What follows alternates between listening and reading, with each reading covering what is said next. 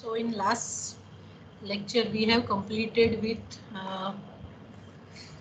design of I section or steel column with I section. We also have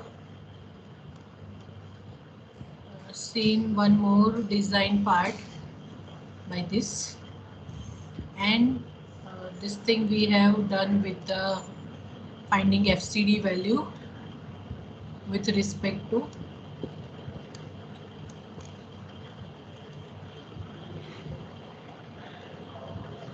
this equation, right?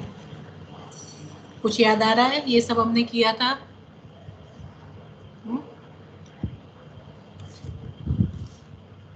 Yes, याद आया?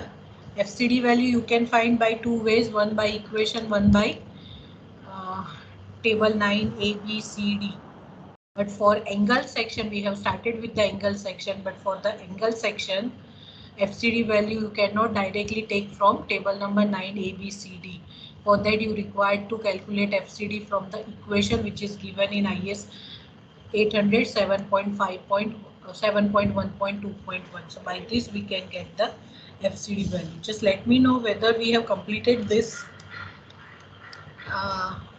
angle section analysis problem or not. Check करो, हमने ये complete कर दिया है. How to find FCD value by this equation के बाकी है. Connected by 1 volt and 2 volt.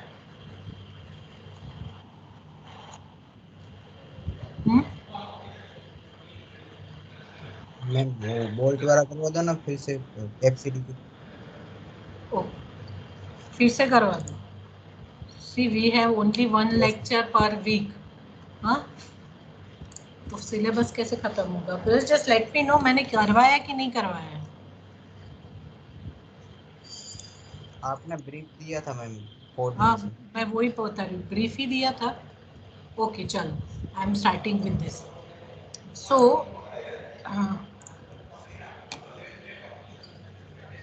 we are starting with the strut member, strut angle member. As you are knowing the difference between column and strut. Strut is a short length of element. Column is a long length of, or height is more compared to the strut member. So there are two type of strut design given in IS 800. One is called the continuous strut and other is known as discontinuous strut. Now this is the truss. This truss is made up with number of elements, and this is called the principal rafter of the truss. If you are knowing, this is called the principal rafter. Now this section, steel section of principal rafter, generally given with the angle section, right? So if this principal rafter is continuous from one point to other point throughout, then that is called the continuous strut design, or the angle with respect to continuous strut.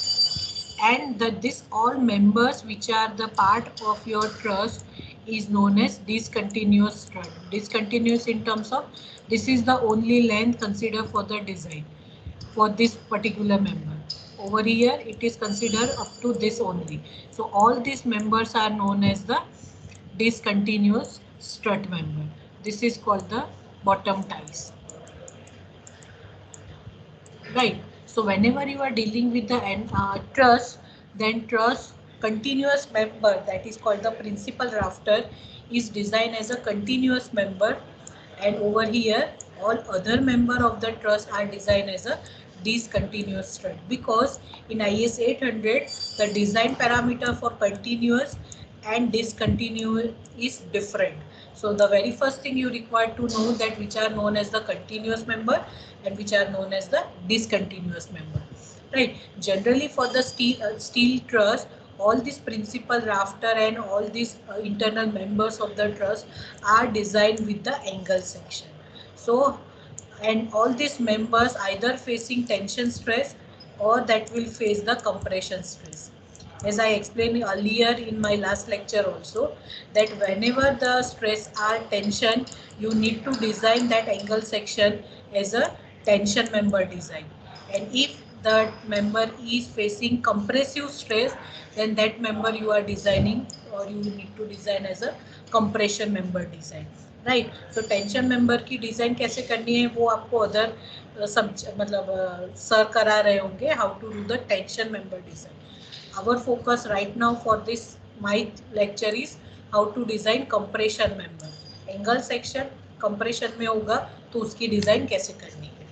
Now this is called the angle section. ये है मेरा angle section, right? This is my angle section and this is called the gusset plate, right? And this angle section is connected with this gusset plate either by rivet, bolt or weld, right? So here it is mentioned rivet, but generally now rivet is not used in spite of its advantage. We are generally using bolting or welding. So this is connected with one rivet or one bolt, right? So if you draw this diagram, then from top you can see this is the gusset plate, this is your angle section. This angle section you need to draw like this, right? And this is connected with one bolt over here. So this is called the single angle strut connected with one bolt. Over here, this is the single angle only, but it is connected with two bolts because for the design purpose, the single bolt and double bolt design parameter is different. That's why we need to see that how many bolts are connected, single or more than two, two or more than two, right? So this way, this is the angle section.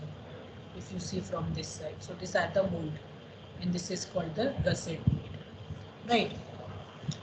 Now this is called the double angle. This is called the double angle section. Double angle section, back to back. This face is back with the other angle section. So this is called the double angle section, placed back to back. And gusset plate is provided over here, right? And same way here, this is again back to back angle section. Angle section है पूरा मेरा, back to back place है, but now gusset plate is provided over here and connected with the bolt over here, two bolts, right? तो उसको क्या बोलते हैं? Double angle strut on opposite side of gusset. Opposite side of gusset means ये यहाँ पे, this is called the opposite side of gusset. ये gusset plate है, उसके एक ऑपोजिट साइड यहाँ पे एक एंगल सेक्शन है, एक यहाँ पे angle section. So this is called the opposite side and this is called the same side of gusset plate. यहाँ पे ये एंगल सेक्शन है, ये एंगल सेक्शन है और गसेट प्लेट यहाँ पे है, ठीक है? तो एक ही साइड पे आपका एंगल सेक्शन है, गसेट प्लेट के एक ही साइड पे angle section. So this is called the gusset plate at the same side of gusset and over here on the opposite side, यहाँ पे on the opposite side. Is it clear? Yes, ma'am. Right. So how the gusset plate is placed, and if you are facing the compressive stress on the angle section, how to design that we will do in this lecture, right? तो ये मुझे पहले आपको समझाना था. Now coming to this part. Here it is mentioned, calculate the compressive strength of ISA 130 by 130 by 10 mm. Now here a single angle section is talking about. यहाँ पे ये single angle section की बात हो रही है. 130 over here, 130 over here, और ये angle section का thickness है 10 mm. 10 mm. This is and this one is the 10 mm. Right. अभी क्या बोला है? Assuming that angle is loaded through one leg, when it is connected by 1 volt at each end. मतलब कि loaded with one leg, तो शायद से यहाँ पे एक गसेट प्लेट है और वहाँ पे एक बोल्ट से ये कनेक्टेड है. ठीक है, मतलब ये by this ऐसे connected with one bolt. Is it clear everyone? Yes, ma'am. Huh? And Yes, it is ma'am. connected by 2 bolt at each end. तो ये इस तरीके से, ये यहाँ पे 2 बोल्ट। तो ये सेक्शन का हमें कंप्रेसिव की डिजाइन करनी है। यहाँ पे एनालिसिस है because angle section is given, length of member is given 2.5 metre, मतलब कि शायद से ये जो लेंथ होगी यहाँ की, ये जो लेंथ है this is given is 2.5 metre. ठीक है, तो अभी हमें ये देखना है कि इसके ऊपर कितना कंप्रेसिव लोड ये एंगल सेक्शन ले सकता है, right. So this is kind of analysis example. तो क्या चेंज आएगा with respect to the I section? तो first you need to do with the section property. SP6 में से आपको सही सेक्शन प्रॉपर्टी लेनी है। 130 विड्थ होगी, डेप्थ भी 130 होगी, मोमेंट ऑफ इनर्शिया दोनों का सेम होगा because this is angle section with same dimension. Then RVV we required, तो आपको वहाँ से RVV की वैल्यू मिलेगी and this is area of cross section. तो फर्स्ट हमें हमारे सेक्शन में से ये सेक्शन दिया है इसलिए उसकी प्रॉपर्टी आप लिख लो। Then second thing is check for buckling. So this check for buckling you can get from table number. So this is table number 2 of IS 800. So अभी मुझे थोड़ा recall हो रहा है that this thing I have already completed in your class. So this is table number 2, right? Now if you see table number 2 over here, देखो यहाँ पे लिखा है सिंगल एंगल और डबल एंगल। हमें चाहिए कंप्रेशन के लिए डिज़ाइन, तो हमें ये देखना है। यहाँ पे बेंडिंग के लिए भी दिया है। अगर आप एंगल सेक्शन फ्लेक्चर के लिए डिज़ाइन करते हो तो आपको ये बेंडिंग में देखना है। अभी हम कंप्रेशन के लिए डिज़ाइन करते हैं तो हमें किस में देखना है? बेंडिंग कंप्रेशन में देखना है। ठीक है, तो यहाँ पे देखो ये 3 रेशियो दिया है and see the this is given as not applicable only this class 3 semi compact में ही उसका लिमिटिंग वैल्यू दिया है। तो आपको ये तीनों रेशियो फाइंड करने हैं और you need to check that all this 3 value are getting the less than value of this 15.7 epsilon, 15.7 epsilon and 25 epsilon, and here it is mentioned all 3 criteria should be satisfied. एक भी satisfy नहीं होगा तो आपका section safe नहीं होगा और buckling में आप सेफ नहीं कर सकते उसको लोकल बकलिंग में, राइट। तो ये ऐसे देखना है। तो यहाँ पे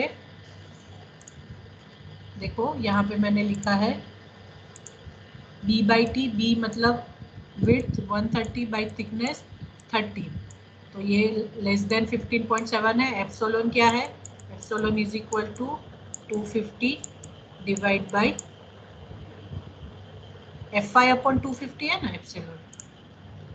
epsilon is Fi 250 upon Fi, 250 upon Fi, right. तो Fi अगर आपका 250 है तो एप्सिलॉन की वैल्यू 1, राइट। तो दिस इज सेमी कॉम्पैक्ट।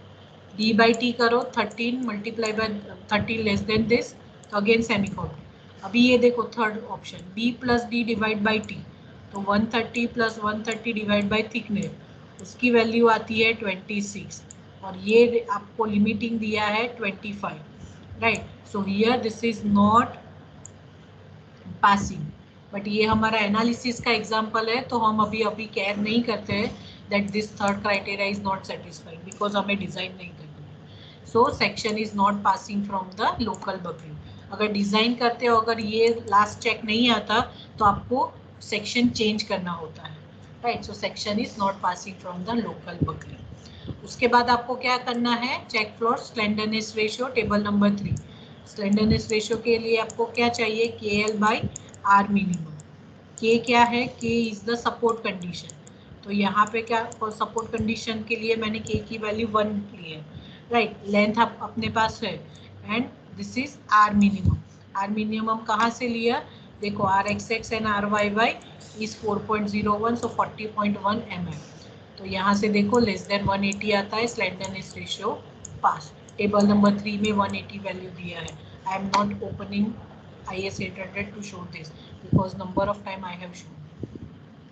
उसके बाद क्या करना है आपको डिफाइन करना है बकलिंग क्लास। तो बकलिंग क्लास के लिए टेबल नंबर 10 देखोगे आप, तो टेबल नंबर 10 में for angle section, table number 10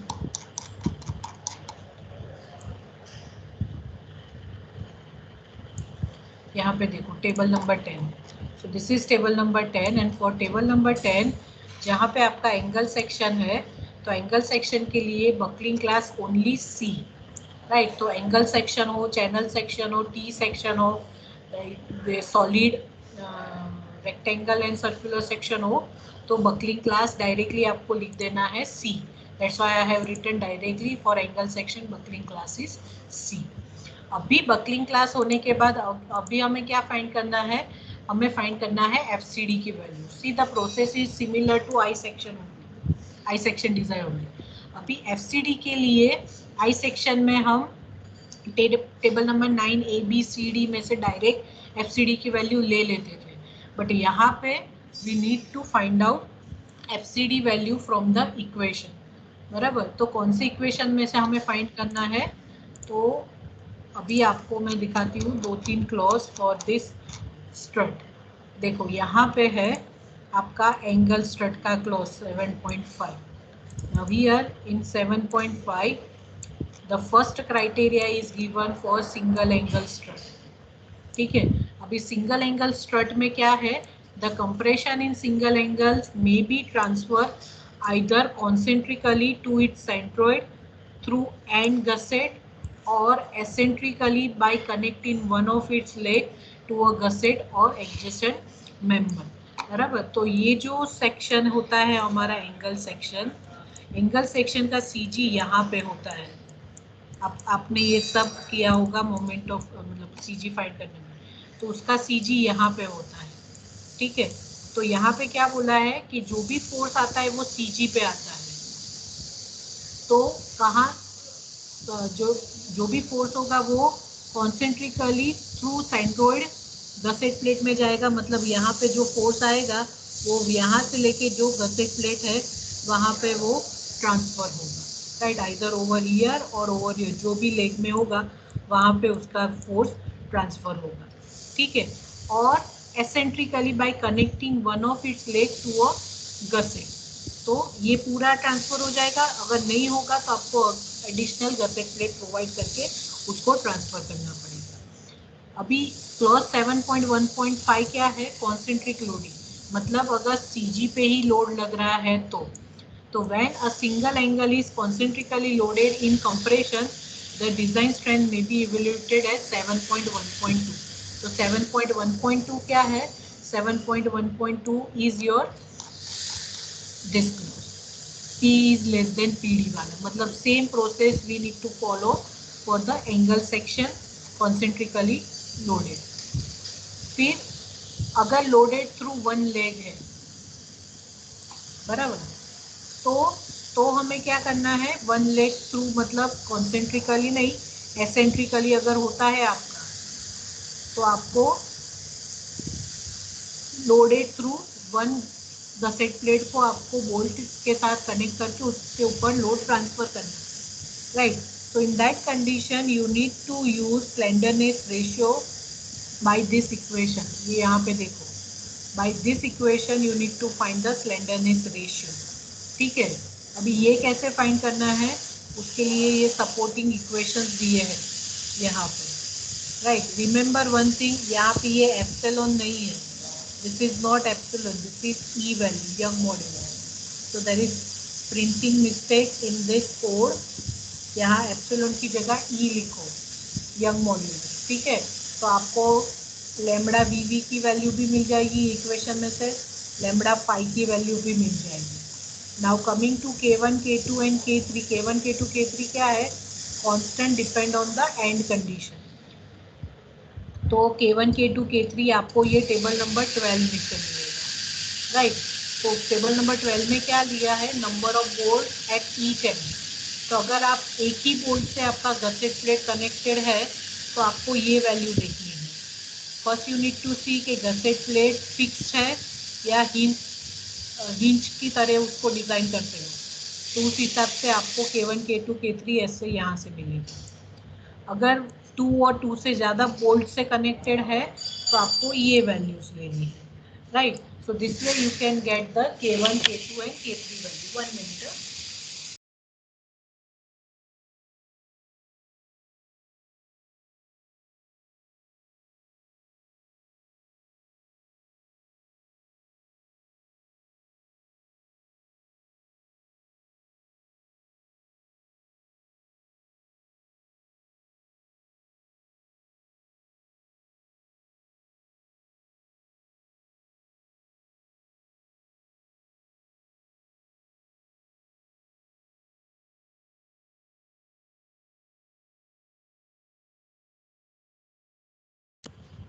So this way you can get the value of K1, K2 and K3.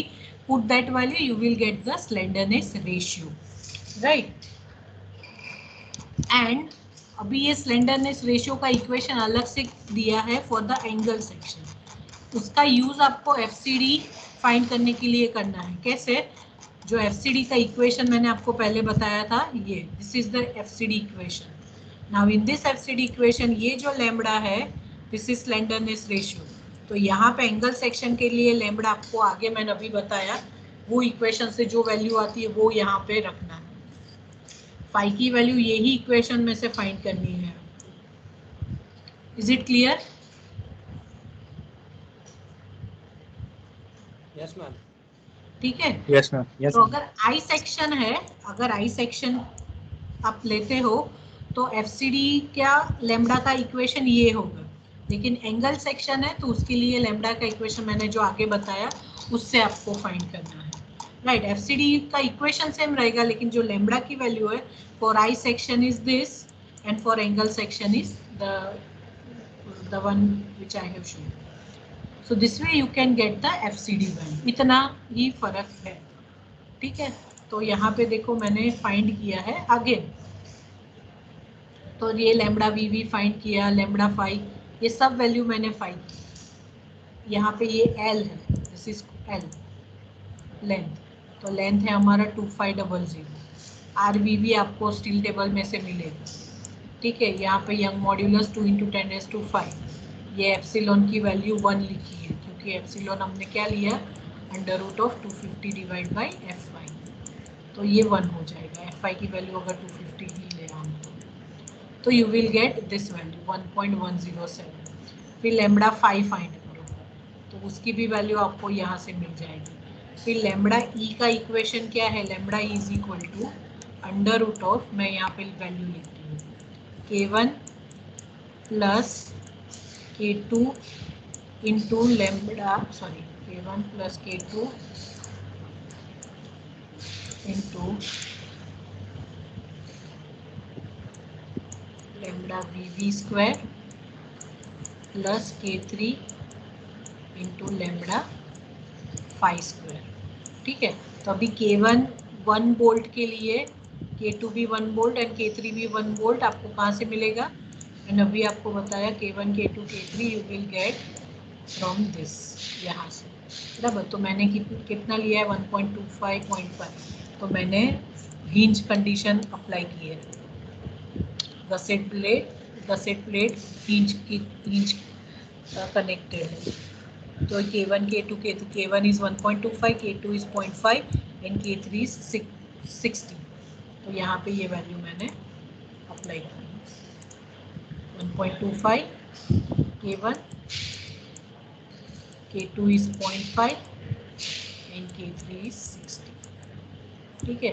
So this is lambda VV square and 0.146, मुझे lambda ही मिल गया, ठीक है। फिर से मेरा फाई का इक्वेशन ये है, फाई के इक्वेशन में लैम्बडा आपको कौन सा डालना है, ये 1.77 का, और अल्फा आपको कहाँ से मिलेगा, अल्फा आपको कहाँ से मिलेगा, मैंने लास्ट टाइम बताया था, alpha u will get from this equation, यहाँ से देखो imperfection factor table 7, buckling class हमारा C है, तो अल्फा की वैल्यू 0.49 होगी। तो यहाँ पे देखो मैंने अल्फा की वैल्यू डाली है 0.49, Is it clear everyone? Yes, ma'am. Yes, ma'am. Right, so you Yes, will ma'am. get 5. उसके बाद FCD का इक्वेशन हमारे कोड में है वही जो एंगल सेक्शन के लिए वही FCD का इक्वेशन है, but the change is only lambda value. Lambda value के लिए ये इक्वेशन यूज नहीं करना। और अगर आई सेक्शन करते हैं तो डायरेक्ट आपको टेबल 9 ABCD में से मिल जाएगा। ठीक है, तो ये FCD का इक्वेशन यूज किया। This is partial safety factor, ये सब मैंने अप्लाई कर दिया यहाँ पे। I am getting FCD value as 54.71। ठीक है, तो उसके बाद हमें क्या करना है, हमें तो यहाँ पे चेक करना है कि ये जो आई सेक्शन है उसका कंप्रेसिव स्ट्रेंथ क्या होगा, तो ये हमें चेक करना है। तो हमें उसके लिए क्या करना पड़ेगा, again we will apply this equation जो स्टैंडर्ड इक्वेशन है हमारा, force is equal to area into FCD। Area हमारा क्या होगा, ये सेक्शन का area 25.06 centimetre square, so 2506 mm square. FCD की वैल्यू तो ये हो गई हमारी कंप्रेसिव स्ट्रेंथ। राइट, यहाँ पे कौन सी स्ट्रेंथ बोलिए, calculate compressive strength of this, तो हमें ये मिल जाएगा। और अगर आपको सेफ लोड फाइंड करने का बोले, सेफ लोड और लोड कैरिंग कैपेसिटी, तो क्या करना पड़ेगा आपको, PD divide by partial safety factor, तो 137.10 डिवाइड बाय 1.5। जैसे P को डिज़ाइन लोड में कन्वर्ट करना हो तो मल्टीप्लाई बाय हम लोड फैक्टर करते हैं, यहाँ पे डिवाइड करना है। So 91.4 is the safe load. Is it clear everyone? Yes, ma'am. Yeah. है ना, तो this way you can get the safe load for the angle section. अभी अगर it is connected by 2 bolts, 2 bolts के लिए connected है, हमने ये सिंगल के लिए किया, ये जो टेबल हमने अभी यूज किया that is for the single section. अब सिंगल बोल्ट अगर 2 बोल्ट है तो यहाँ पे हिंज के लिए कौन सी वैल्यू है, K1 के लिए 0.7, K2 के लिए 0.6 एंड K3 के लिए 5। तो यहाँ पे मैंने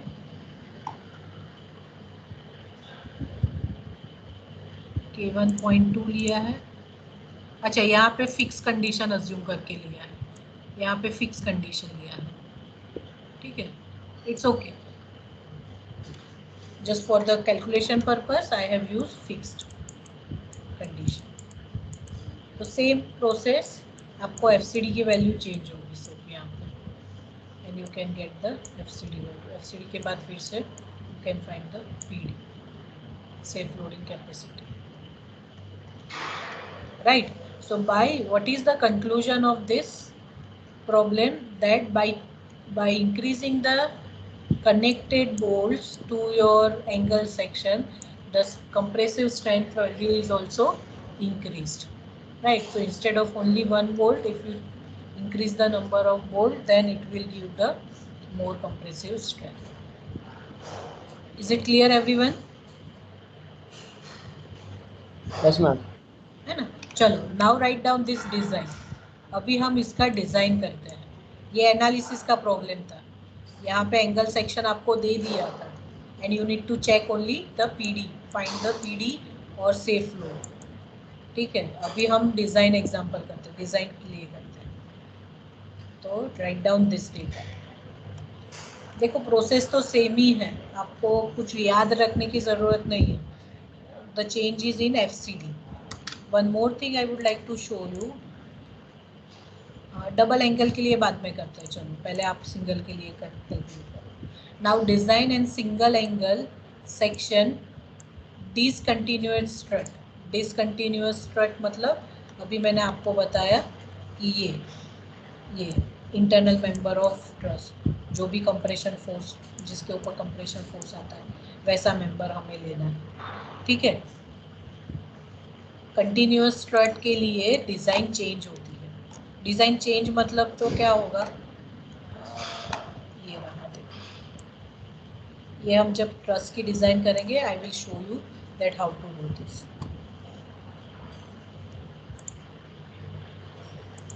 चलो write down this data.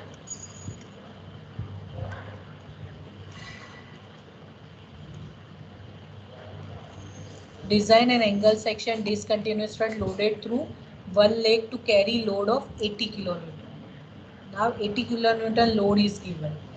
You need to do design for 1 bolt connection and 2 bolt connection. Length of the member is given and Fy is given.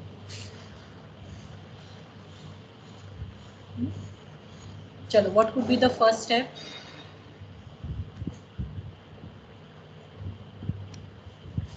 Design के लिए फर्स्ट स्टेप क्या होना चाहिए?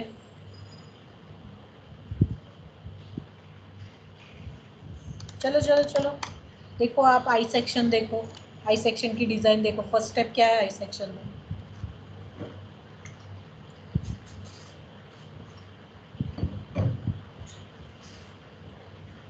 चलो फटाफट आई सेक्शन देखो.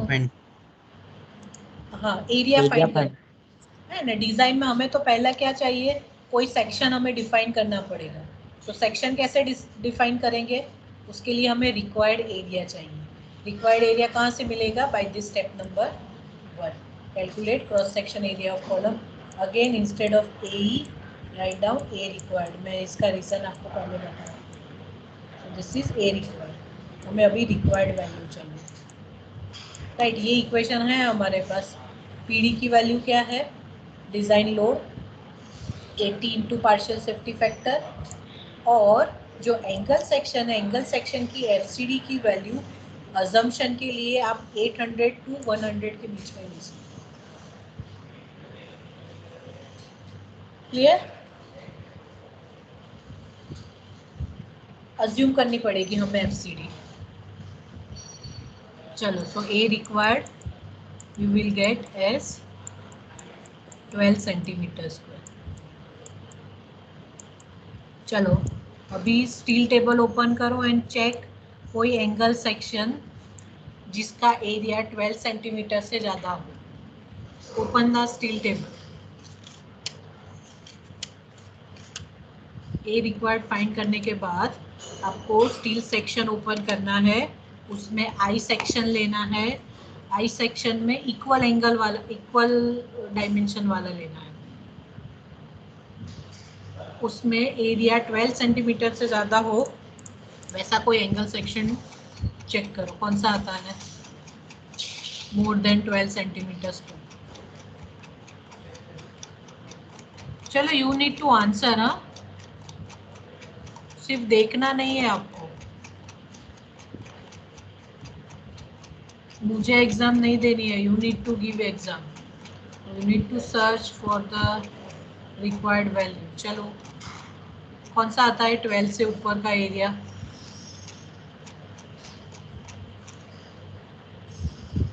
IS HB 150. IS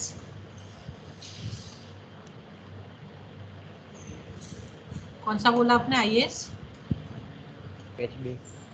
IS HB नहीं लेना है हमें. कौन सा बोला मैंने? एंगल सेक्शन लेना है.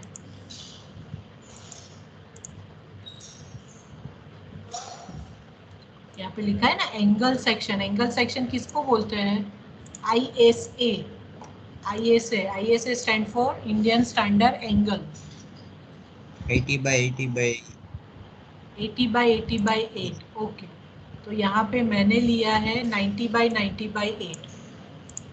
ठीक है, यहाँ पे मैंने ये लिया है 90 by 90 by 8. जिसने ISHB बोला उसको पता चला एंगल सेक्शन लेना है. Yes ma'am. सो आइए से हमने कौन सा लिया? मैंने 90 by 90 by 8 लिया है. ठीक है, तो ये 90 by 90 by 8 के लिए all the parameter we required to right.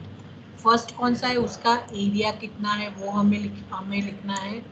उसका वेट कितना है वो हमें लिखना है. फिर हमें क्या चाहिए?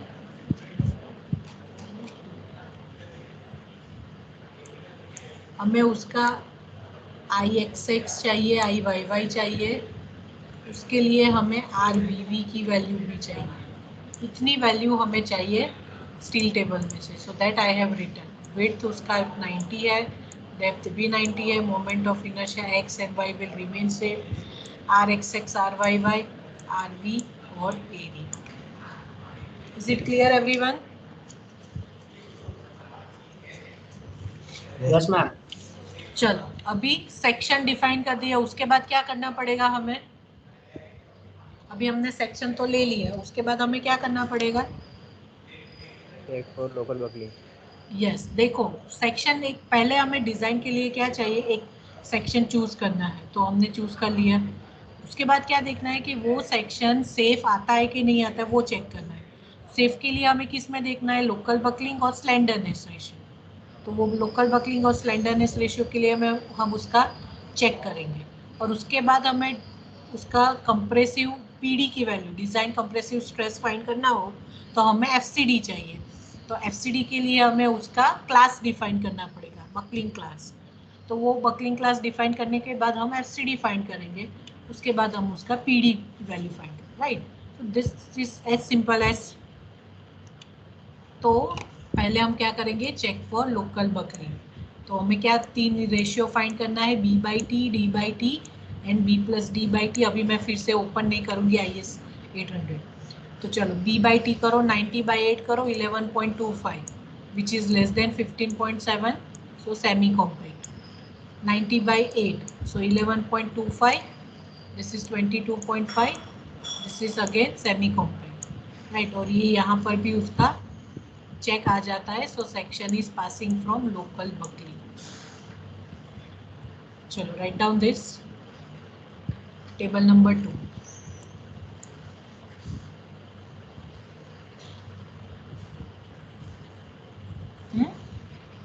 क्लियर? Yes ma'am. चलो अभी लोकल बकलिंग के बाद हमें क्या चेक करना है? Slenderness ratio.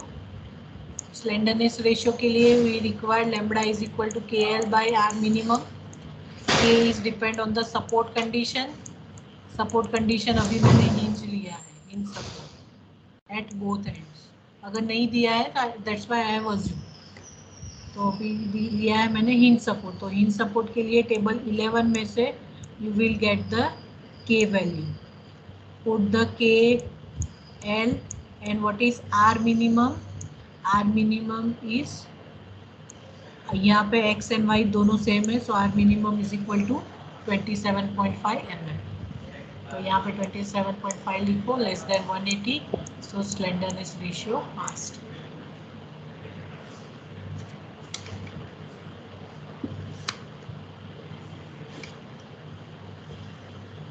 क्लियर? चलो व्हाट नेक्स्ट? स्लेंडरनेस रेशियो के बाद क्या करना पड़ेगा हमें? बकलिंग क्लास को डिफाइन करना होगा। बकलिंग क्लास डिफाइन करना है, ठीक है? तो step 5 is classification of buckling class. Now angle section, as I explained earlier also from table number 10, for angle section buckling class is C. So in simple you need to write that for angle section buckling class is C. ठीक है? Now after buckling class what you required? You required to find the FCD value. buckling class के बाद आपको क्या find करना है?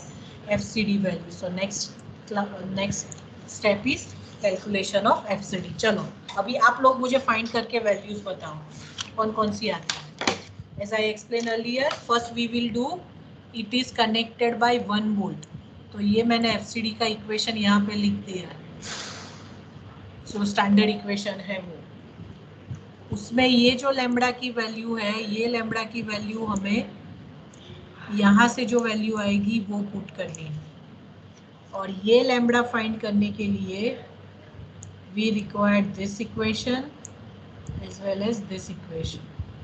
Also we required K1 value, K2 value and K3 value for 1 volt condition and hinge support.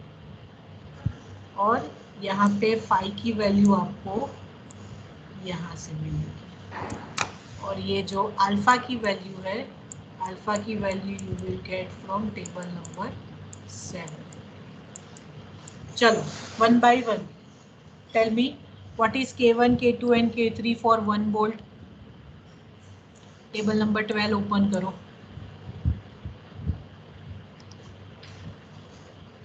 K1, K2, K3 for 1 bolt hinge support.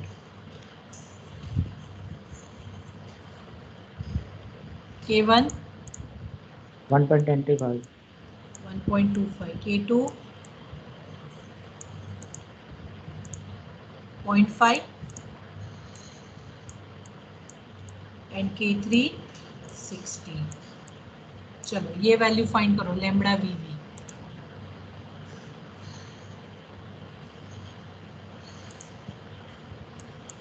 This is length of the section. What is length?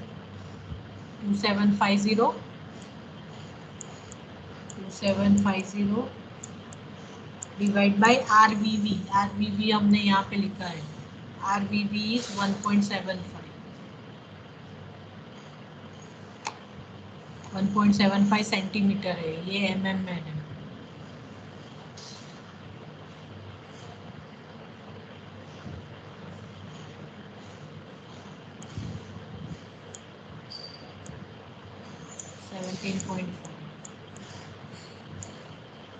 Divide by epsilon is 1 into under root of pi square. Young modulus is 2 into 10 raised to 5 upon 250. चलो क्या आती है value lambda वीवी की?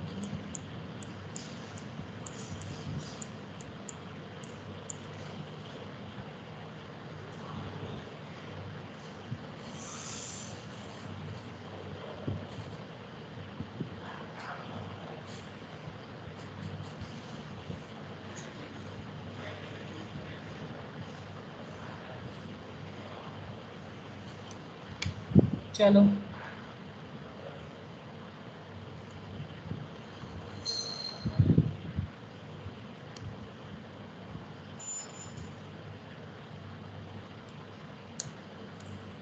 17.68. 1.768. 17.68 आ रहा है या 1.768? Just check 1.76 है ना. 1.768 1.78. ठीक है. So this is lambda VV value. Now coming to this lambda 5. V1 plus V2 divided by 2T. So our section is 90 by 90. So 90 plus 90 divided by thickness is 8. So 2 into 8 epsilon is 1 under root of pi square into 2 into 10 raised to 5 divide by 250. चलो इसकी value क्या आती है lambda 5 की?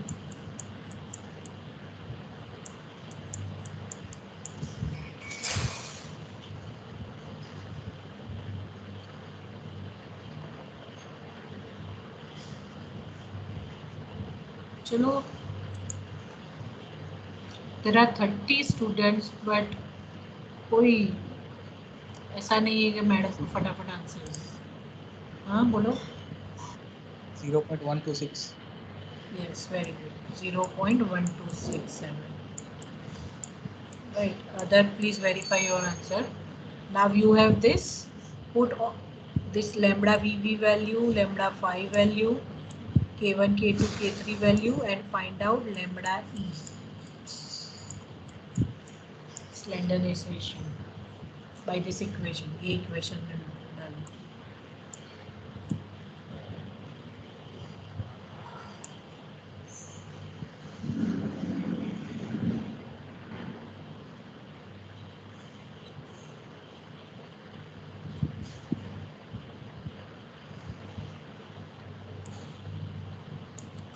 क्या आता है slenderness ratio?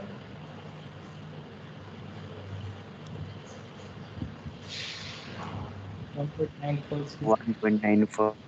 Yes, 1.94. Very good. So this is your lambda. This value you require to put in FCU. ठीक है. Now coming to this phi value.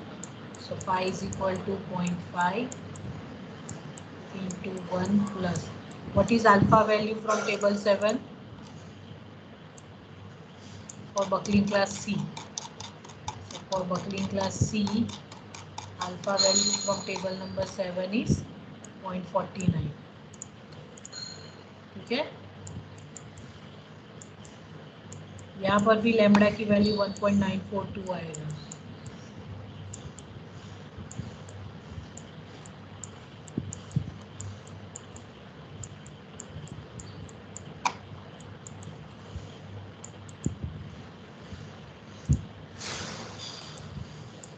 चलो फाइंड आउट फाई।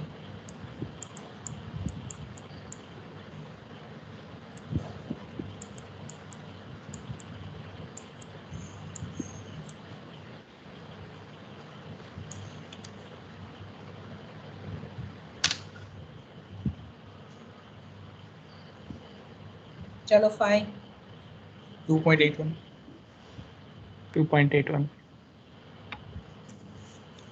2.81 आया, मेरे वैल्यू गलत आई।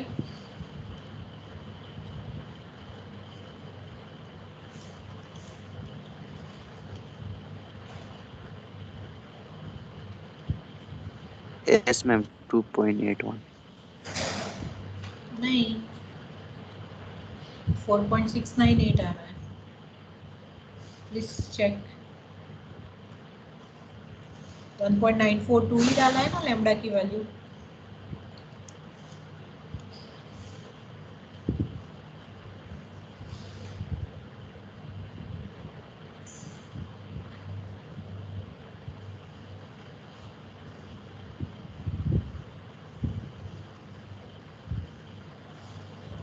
To point eight one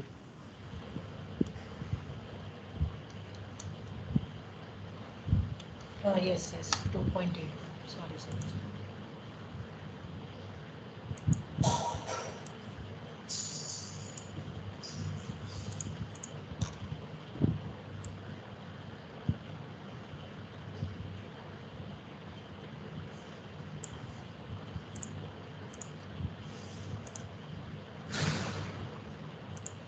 two 2.812.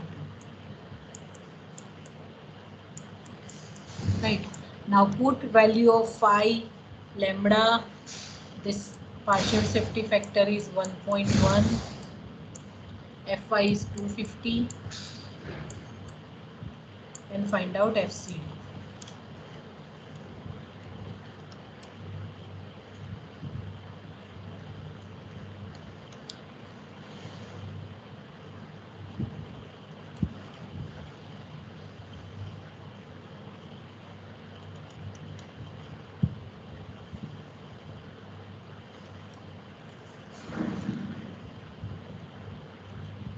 Photo is 6.92. 46.90. This is 46.90. FCD is 46.90. Here.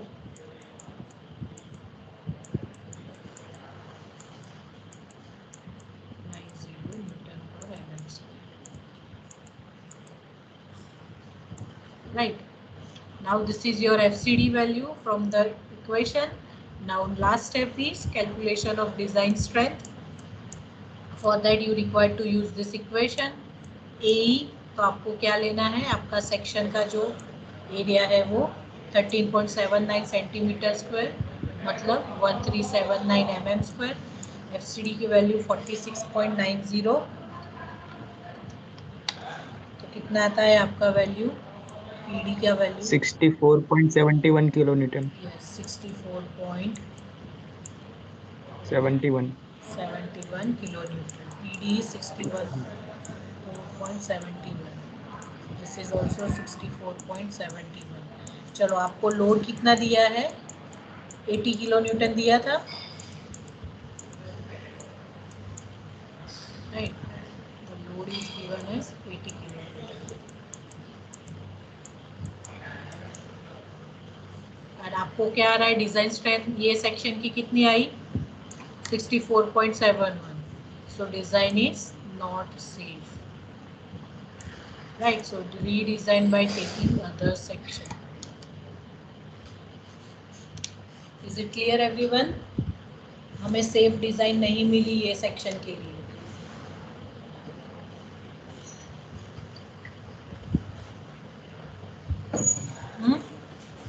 Is it clear?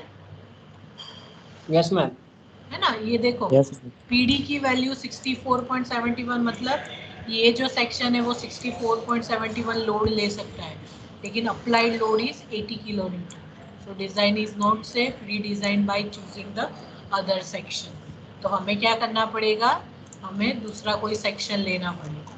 तो कौन सा section लोगे आप? देखो अभी हमें हायर साइड पे जाना है। देखो 13.79 एरिया से भी नहीं आया है, so we must go with higher section, either 100 by 100 8 mm thickness वाला ये सेक्शन ले सकते हो फॉर द फर्स्ट अटेम्प्ट। अगर ये भी नहीं आता है देन 110 बाय 8 ये सेक्शन ले सकते हो, right? So this way you need to go with the trial error to get the safe design and the process will remain same. Process में क्या आएगा, यहाँ से चेक करो पहले, ये सेक्शन की प्रॉपर्टी यहाँ पे लिखो, check for local buckling, check for slenderness ratio, ये दिस विल रिमेन सेम। ये पूरा फिर से एफसीडी फाइंड करो and check whether P is less than PD और not। यहाँ तक हमें डिजाइन करना तो सेफ डिजाइन होती है इसकी। Is it clear everyone? Yes, ma'am. Yes ma'am. ठीक है, yes ma'am.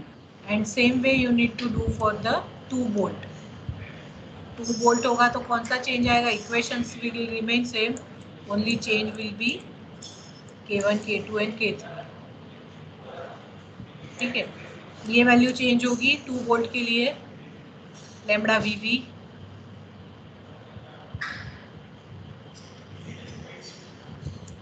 Lambda VV change होगा 2 बोल्ट के लिए, No, ma'am. No, No. Right? ये भी चेंज नहीं होगा, है ना? बट लैम्बडा E की वैल्यू चेंज होगी because of K1 K2 K3। So 2 bolt के लिए K1 K2 K3 क्या होगा? For 2 bolts K1 K2 K3 is equal to, हमने कौन सा लिया था? रेंज लिया था ना? Yes, ma'am. So 0.7,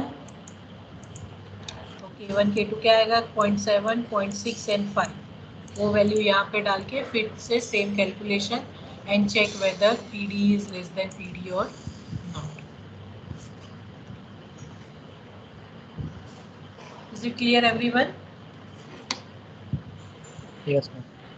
Right, so this way you can do the design of single discontinuous strut with one leg connected with one bolt or number of bolt। ठीक है,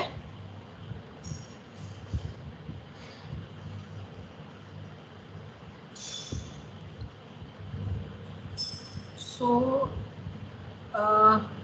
quickly I will explain you for the built up section.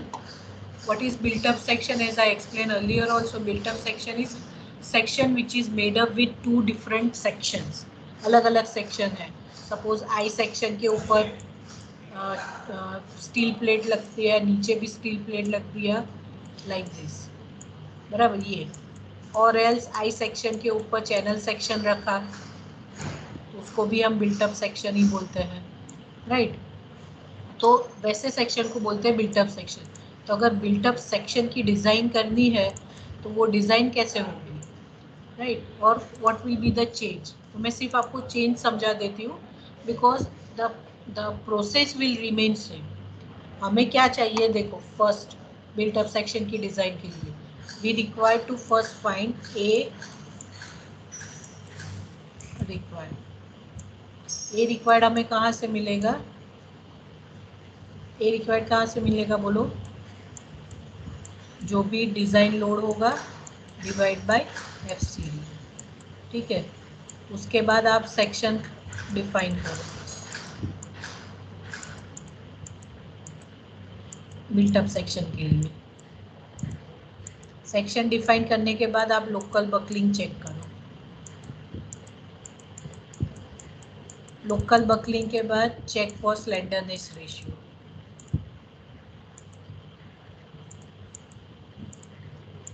Slenderness ratio होने के बाद find out buckling class. तो ये सब step same रहेगा हर एक डिजाइन में, टेबल्स भी सेम रहेंगे, सेक्शन कौन सा है उस हिसाब से that will the value will change.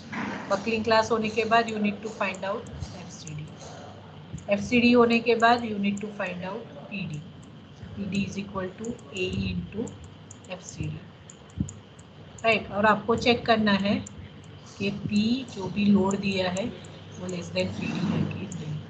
Is it clear everyone?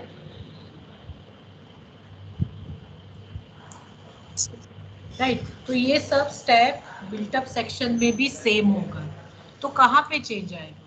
Now this built up section is made up by 2 element, one is steel plate जो यहाँ पे ऊपर रखा है, 300 mm उसकी लेंथ है, 20 mm थिकनेस है, और ये है आई सेक्शन, ISMB 400 का आई सेक्शन है, राइट। तो कहाँ पे चेंज आएगा? तो चेंज आएगा आपका रेडियस ऑफ गायरेशन में, राइट। तो रेडियस ऑफ गायरेशन में स्लेंडरनेस रेशियो आपको पता है KL/R मिनिमम, ठीक है।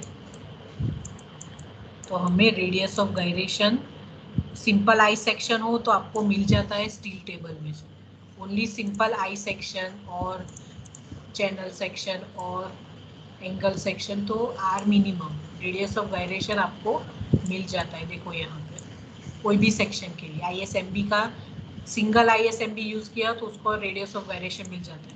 लेकिन if you are doing with the built up section तो बिल्टअप सेक्शन में radius of gyration for steel plate का भी लेना पड़ेगा आपको और आई सेक्शन का भी लेना पड़ेगा।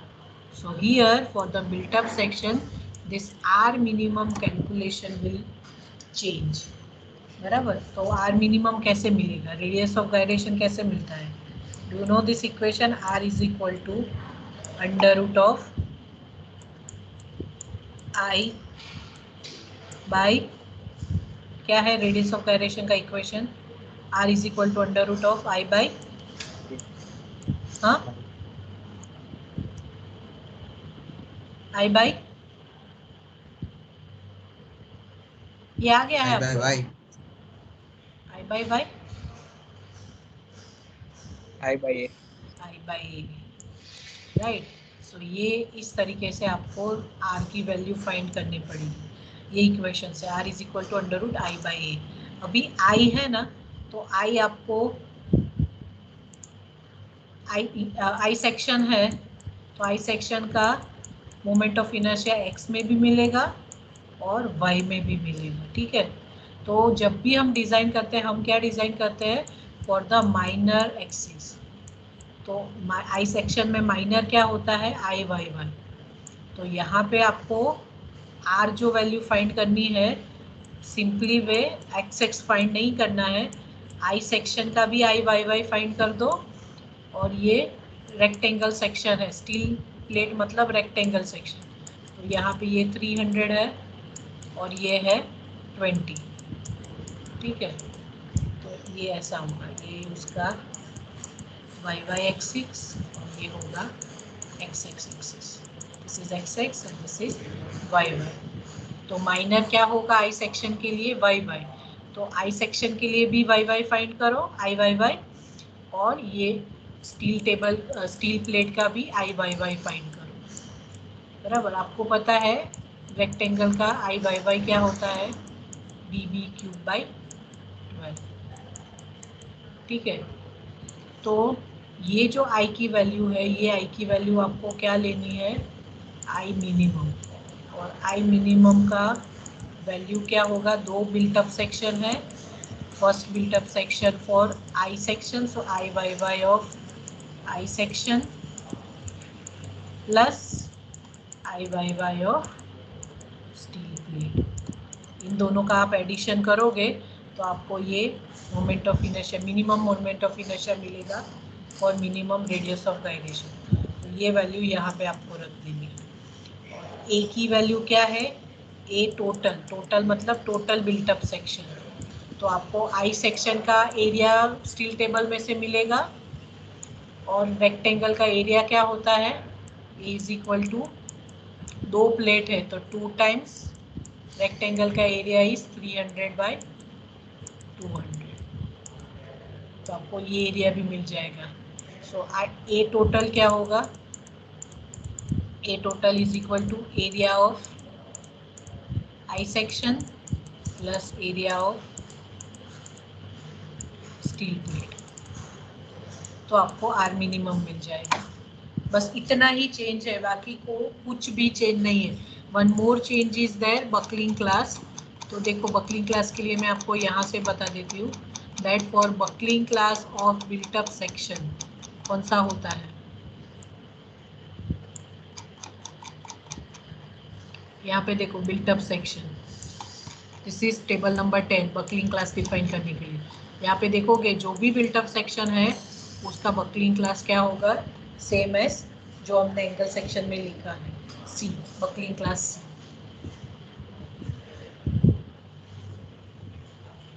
ठीक है, and FCD value required to find from this equation, जो FCD का इक्वेशन है। ठीक है, so this I will do in next lecture, built up section, and we will do one more problem, then after listening and battening. ठीक है, so this is already available in my PPT. ये design example नहीं है, ये है analysis example, क्योंकि section दे दिया है, हमें चेक करना है PD की वैल्यू क्या होगी।